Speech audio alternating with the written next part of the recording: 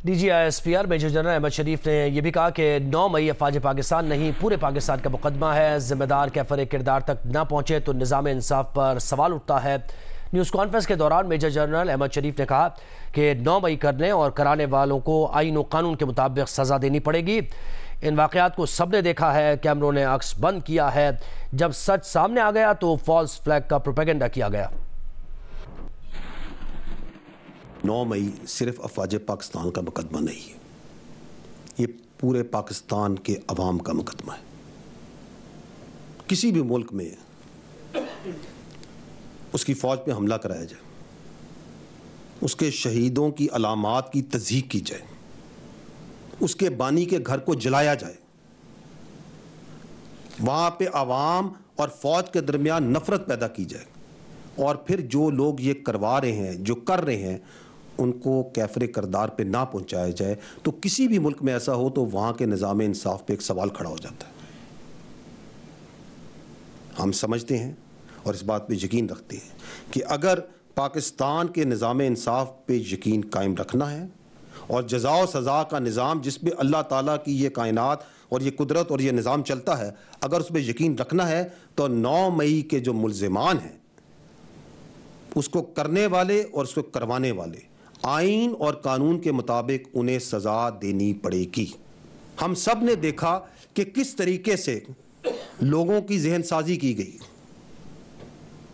उनको अफवाज के खिलाफ, उसकी लीडरशिप के खिलाफ, एजेंसियों के खिलाफ, इदारों के खिलाफ झूठ और प्रोपेगेंडे से उनके जहन बनाए गए। हमने देखा कि किस तरह कुछ सियासी लीडर्स ने चुन चुन के अहदाफ दिए कि इधर हमला करो, इधर हमला करो, और जब ये शवाहिद और ये सारी चीज़ें लोगों के सामने आईं तो आपने अवाम का गुस्सा और रद्द-ए-अमल भी देखा। तो जब ये खुल के सामने आ गया तो वो दूसरा फरेब और दूसरा झूठ और दूसरा प्रोपेगेंडा शुरू किया गया कि ये फॉल्स फ्लैग ऑपरेशन है, ये तो पता ही नहीं क्या हुआ, कौन कर गया, कैसे कर गया। ऐसे लोगों के लिए कहा गया है, you can fool all the people some of the time, some of the people all the times, but you cannot fool all the people all the times। तो ये झूठ और फरेब मेरे भाई ये नहीं चल सकता। 8 फरवरी के इलेक्शन के नताइज के बारे में DGISPR ने कहा कि आम इंतखाबात 47% वोटर्स टर्नआउट था। 6.5 करोड़ लोगों ने वोट डाला। कुल रजिस्टर्ड वोटों के सिर्फ 31% वोट एक मखसूस पार्टी को मिले। मजमूई आबादी के सिर्फ 8% ने उस मखसूस पार्टी को वोट दिया।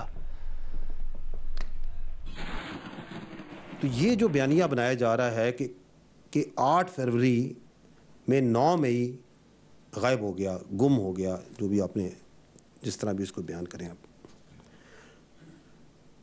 Let's see the facts. क्योंकि मैंने आपको अभी पिछले सवाल में अर्ज़ की कि हमारे जो ताकत है, जो सच्चाई है, वो सच्चाई और फैक्ट्स है। 8 फरवरी को जो टर्नआउट था वो तकरीबन 47% था। तकरीबन 6.5 करोड़ या 65 मिलियन जो वोटर्स थे उस दिन उन्होंने वोट कास्ट किया। उसमें से ये जो मखसूस सियासी पार्टी, जो कि ये जिनके लीडर्स, मैं ये मुकम्मल नहीं कहता कि मुकम्मल पार्टी, उनके जो लीडर्स हैं, जो आपने जिक्र भी किया, वो ये बात करते हैं कि जी ये बयानिया उल्टा हो गया। उस पार्टी को पड़े 18.5 मिलियन वोट,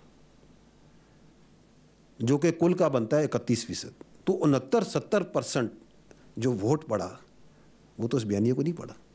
तो हम जमहूरियत में रहते हैं ना, अक्सरियत की तरह, वो तो उधर गया। और अगर मैं इसको आबादी के तनासब से देखूं, पाकिस्तानी कुल आबादी का ये 7.5% बनता है मेरे भाई। तो 92-93% जो आपकी आबादी है उसने तो उस बयानिए के साथ नहीं खड़ी हुई। और ये तो हम ये इसलिए कहें कि अगर ये अज्यूम करें कि जिसने उसको 18.5 मिलियन ने वोट डाला, उसने कहा कि 9 मई बिल्कुल ठीक हुआ था और बिल्कुल ये फौज पे हमला होना चाहिए था और बिल्कुल ये शहीदों की तस्दीक होनी चाहिए थी, हमारा यकीन है कि ऐसे नहीं है। हमें यकीन है कि इस अवाम, इस पाकिस्तान के शहरी अपनी फ़ौज और इदारों के साथ खड़ी हैं। ये एक और झूठ है कि जो उसके साथ है, जिसने उसको वोट दिया, वो फौज के खिलाफ है। ऐसे नहीं है मेरे भाई। तो ना इस बयानिए के पीछे नंबर्स हैं, ना इस बयानी के पीछे सोच है। अगर आप देखें कि जिसने उधर वोट डाला उस कैंडिडेट को, उसके कैंडिडेट को, उस पार्टी के, क्या वो वोट फौज के खिलाफ और शहीदों के खिलाफ और इस मुल्क के दिफा करने वाले इदारों के खिलाफ था? क्या वह वोट 9 मई के जलाओ घेराव के हक में था? Absolutely not.